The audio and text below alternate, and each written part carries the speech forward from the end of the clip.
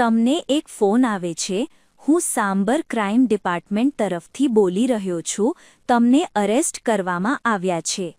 તમે ગભરાઈ જાઓ છો અને છેતરપિંડી કરનારને બરાબર એ જ જોઈએ છે. તેઓ પોલીસ હોવાનો ઢોળ કરે છે, દાવો કરે છે કે તમે ગેરકાયદેસર પ્રવૃત્તિમાં સામેલ છો અને કેસ કેન્સલ કરવા માટે પૈસાની માંગણી કરે છે. You are under digital arrest. Do not leave your location.